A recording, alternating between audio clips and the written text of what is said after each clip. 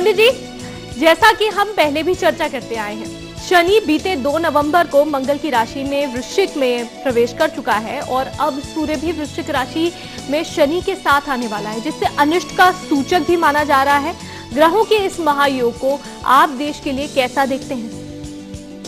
सबसे पहले तो बहुत अभिनंदन सब दर्शकों का कि जिस तरह से आप लोग हमारे इस कार्यक्रम को प्रतिसाद दे रहे हैं, उसके लिए आप सबका आभार प्रकट करता हूं। मैं आज लाइव है इसलिए आप आभार प्रकट करते हैं। और दूसरी बात जो आपने सवाल किया है, इस सवाल का एक बहुत ही सुंदर विश्लेषण हमने किया है कि जब भी मंगल की राशि में शनि प्रवेश करता है, ऐसा समझ लीजिए कि एक ज्योतिषीय आधार पर ज्योतिषीय विश्लेषण किया जाए तो एक विस्फोट का कार्य होता है। और इस बार शनि को हमेशा शनै शनै आप किसी भी राशि में प्रवेश करते हुए देखते हैं, मगर इस बार शनि जो है शीघ्र गति से प्रवेश कर चुका है। आप ये देखिए कि जिस दिन उसने प्रवेश किया उसी दिन के एक दिन का पहले के कार्यक्रम में हमारी चर्चा भी हुई इसमें थोड़ी सी। उसी दिन बागा बॉर्डर के ऊपर बहुत बड़ा विस्फोट हुआ। मेरे हिसाब से सैकड़ों लोग मारे गए, हजारों लोग जख्मी हुए। उसी के साथ साथ में बाकी भी पूरे विश्व के में अलग अलग घटनाएं जो हैं वो शुरू हो। और हमें याद है आपने कहा था कि प्रधानमंत्री की जान को खतरा हो सकता है और इस तरह की धमकियां भी मिल रही हैं। ये भी अब देखने में जैसा आपने कहा था ठीक वैसा वैसा होता भी दिख रहा है, पर अब और ज्यादा अनिष्ट होने के भी योग हैं। आप एक बात समझ लीजिए कि महाभारत के युद्ध से लेकर सेकेंड वर्ल्ड वॉर तक, महाभारत के युद्ध से लेकर सेकेंड वर्ल्ड वॉर तक और 72 का वॉर पकड़ लीजिए, और अगर आप ग्रहों की रचना करें, क्योंकि हमारा तो यही बिजनेस है, यही काम है, हम जब ग्रहों की रचना देखते हैं, भूतकाल में जाकर देखते हैं, तो चांदनी जी इस बात की बड़ी विडंबना और बड़ा आश्चर्य होता है कि इसी तरह के ग्रह दशा जो है वो सामने नजर आते हैं। मैंने आपके पहले भी एक दो शोज में बोला है, अब फिर बोलता हूं कि देश के 5 बड़े नेता, चाहे वो सोनिया गांधी है, राहुल गांधी है, प्रधानमंत्री नरेंद्र मोदी है, अमित शाह है, राजनाथ सिंह है, नितिन गडकरी है, इन सब लोगों को अपनी सुरक्षा का विशेष ध्यान रखना पड़ेगा। कहीं भी कतई अपनी सुरक्षा के प्रति कोताही मत बरतें, क्योंकि कहीं ना कहीं शनि और मंगल और उससे भी ऊपर 19 तारीख को और 16 तारीख को, कुछ पंचांगों के माध्यम से 16 तारीख को, कुछ पंचांगों के माध्यम से 19 तारीख को इन्हीं वृश्चिक राशि यानी मंगल की राशि में शनि और सूर्य दोनों इकट्ठे हो जाते हैं।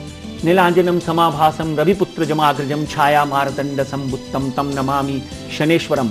शनि के पिता हैं सूर्य, मगर उनकी बनती नहीं है, और ऊपर से मंगल की राशि में मंगल अंगारक माना जाता है। सूर्य और शनि जब इकट्ठे बैठते हैं तो कहीं ना कहीं बॉर्डर्स के ऊपर तनाव देखा जा सकता है, किसी बड़े नेता के ऊपर आत्मघाती हमला हो सकता है, बाजार जो है, भारतीय अर्थव्यवस्था जो है, उसमें कुछ बुरी खबरें मिल सकती हैं।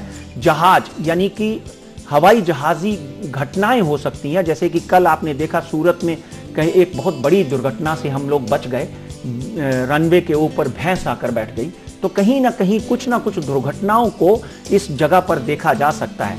मगर जब भी सूर्य और शनि इकट्ठे होते हैं तो पराशर संहिता में, रावण संहिता में एक अच्छाई भी मानी जाती है, क्योंकि मैं हमेशा पॉजिटिव माइंड पर एस्ट्रोलॉजी करता हूं। मैं उसमें कहीं ना कहीं कुछ अच्छाइयां भी देखता हूं। वो अच्छाई ये देख सकते हैं कि भारत का सम्मान पूरे विश्व में बढ़ेगा, और जब सम्मान बढ़ता है, जब आप प्रगति करते हैं, तो आपका पड़ोसी आपसे दुखी होता है। इसलिए माननीय नरेंद्र मोदी एक सूर्य की तरह चमक रहे हैं, जिसका प्रभाव, जिसकी आभा पूरे विश्व को मिलेगी, और भारत जो है डेफिनेटली प्रगति की तरफ बढ़ता हुआ दिखाई देगा। और इन योगों की वजह से डेफिनेटली विरोधी जो है वो उग्र होंगे, विरोधी जो है वो बढ़ेंगे।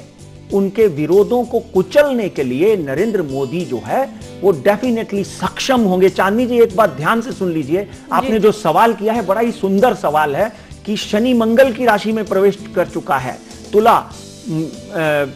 तुला वृश्चिक और धनु के ऊपर साढ़े सती चल रही है। वृश्चिक राशि नरेंद्र मोदी की है, वृश्चिक राशि भारतीय जनता पार्टी की है। यहां पर एक बात समझ लेना जरूरी है दर्शकों के लिए कि शनि आचरण के हिसाब से आपके ऊपर अटैक करता है। अगर आपने गलत आचरण किया है तो शनि डेफिनेटली आपको छोड़ता नहीं है, आपको दंड देता है। शनि दंडाधिकारी है, शनि सुप्रीम कोर्ट का जज माना जाता है, मगर अगर आपके आचरण अच्छे हैं तो आपका वकील आपके लिए लड़ता है और आप जीत जाते हैं। इसलिए जितने भी लोग हमारे देश में आचरण के गंदे हैं, उनको डेफिनेटली इन आगे आने वाले दिनों में उनके लिए नुकसानदेह दिन शुरू हो रहे हैं। इसी तरह पाकिस्तान हमारा मित्र बोलता है कि हम भारत के साथ बात करना चाहते हैं, मगर कहीं ना कहीं उग्रवाद को बढ़ावा दे रहा है, कहीं ना कहीं हाफिज सईद जैसे लोगों को साथ में रख रहा है, कहीं ना कहीं तालिबान को आगे कर हमारे बॉर्डर्स को तनाव पैदा कर रहा है। इसलिए पाकिस्तान का चांदनी जी आचरण अच्छा नहीं है, शनि आचरण को देखता है, और जब शनि आचरण को देखता है तो जो आचरण के अच्छे लोग नहीं हैं उनको दंड देता है। मैं आज आपके इस प्लेटफॉर्म के माध्यम से यह भविष्यवाणी करता हूं कि अगर पाकिस्तान के लोगों का आचरण अच्छा नहीं हुआ तो एक बात तय है, ग्रह दशा अपना काम करेगी, नियति को कोई नहीं टाल सकता। उस आचरण का नुकसान उनको कितना होगा ये पेंटागन की रिपोर्ट से साबित हो चुका है। और आगे आने वाले दिनों में हमारे देश में जो घोटाले हुए हैं, चाहे वो कोल घोटाला है, चाहे वो सिंचन घोटाला है, चाहे वो रेल घोटाला है, चाहे वो चॉपर घोटाला है, इन घोटालों में फंसे हुए लोगों को के चार्जशीट दाखिल होगी, उनके आरोप साबित होंगे। अगले 6 महीने से 1 साल के भीतर ये लोग अंदर जाएंगे। कनीमुजी और ए राजा के ऊपर चार्जशीट दाखिल हो चुकी है। बिल्कुल, I am updated with everything what is going on in our country.